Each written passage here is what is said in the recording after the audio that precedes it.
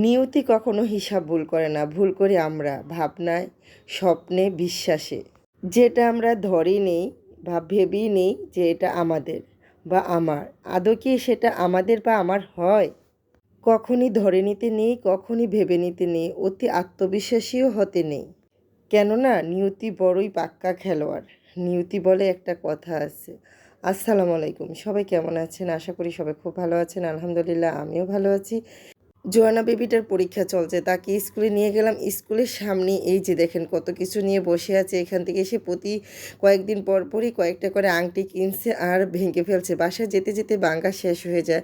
তো এই বয়সে বাচ্চাদের একটা শখ থাকে, তাদের ক্লাসে সবাই এরকম কিনছে আর ভাঙছে। সোশ্যাল মিডিয়াতে আমরা অ্যাক্টিভ থাকার কারণে কত সহজেই না দেশের খবর সব কিছু জানতে পারি। এই যে ইকরার আলবির মানে প্রতিদিনের যে নিউজগুলি হচ্ছে, যে কথাগুলি হচ্ছে, আমরা সহজে জানতে পারি। কিন্তু ইতিহাস তো সাক্ষী, এটা তো ইকরার আর আলবিরের জীবনী প্রথম ঘটনা না, এটা আরও আমরা শুনছি, জানছি।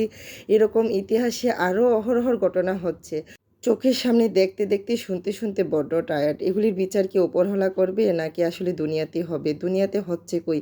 ফাঁকি দিয়ে তো সব বিচার আড়ালেই চলে যাচ্ছে। বাবা মায়ের সন্তান, ছেলে হোক মেয়ে হোক, ছেলে যদি শিক্ষিত হয়ে টাকা ইনকাম করে বাবা মাকে খাওয়াতে পারে, তো একজন মেয়ে মাস্টার্স কমপ্লিট করে সে নিজের পায়ে গভর্নমেন্ট চাকরি করে কেন তার বাবা মাকে খাওয়াতে পারবে না? কেন তার ভাই বোনদেরকে দিতে পারবে না? কিন্তু তার দেওয়াতে আরেক নারীর দৃষ্টি পড়েছে, কারণ সে তো বুড়া বেটাগো কাছে বিয়ে বসে, কারণ তার ওই বুড়া বেটা যা কয়টা টাকা দিয়ে থাপায়া যেটা নিতে পারে সেটাই বাবার বাড়িতে গিয়ে রঙ্গডঙ্গ করে খায়। তার তো যোগ্যতা নেই যে নিজে 2 টাকা ইনকাম করবে, কিন্তু নিজের সংসারের থেকে আরেক সংসারের দিকে দৃষ্টি পড়েছে।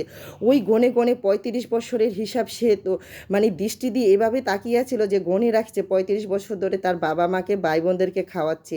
তার জন্য তার দৃষ্টিতে ওই সংসারটা এলোমেলো হয়ে গেছে, ধ্বংস হয়ে গেছে, কারণ তার কুমন্ত্রণায় কুযন্ত্রণায় ওই মানুষটার মৃত্যু হয়েছে। কারণ এক কথায় সে মেরে ফেলেছে। কারণ আগে সবাই বুঝতে না পারলেও এখন সবাই বুঝতে পারছে। আশেপাশে পাড়া প্রতিবেশী সবাই বলতেছে ওই নারী এই মানুষটাকে মেরে ফেলেছে, কারণ মৃত্যুর আগে তার হাজব্যান্ড এবং হাজব্যান্ডের বোন কবিরাজ নিয়ে আসছিল। কিন্তু সবাই তখন বুঝতে পারেনি, বলছে ডাক্তারি চিকিৎসা, কবিরাজে আবার কি হবে? কিন্তু এখন ক্লিয়ার, কারণ ওই নারীর দৃষ্টি পড়েছিল এই সংসারটা গ্রাস করে সে ভোগ করে খাবে।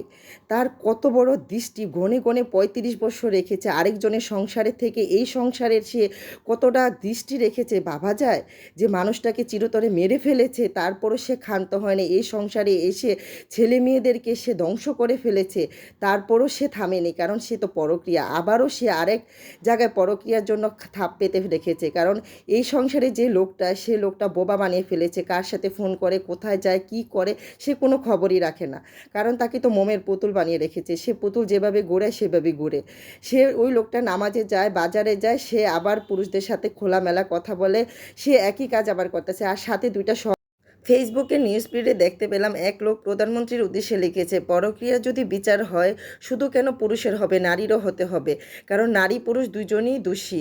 কারণ নারী প্রশ্রয় দিছে বলেই পুরুষ পরকীয়ায় লিপ্ত হয়েছে, আর পুরুষ প্রশ্রয় দিছে বলেই নারী পরকীয়া লিপ্ত হয়েছে। তা আমিও একমত। আমার মতো কে কে একমত আছেন অবশ্যই কমেন্ট করে জানাবেন।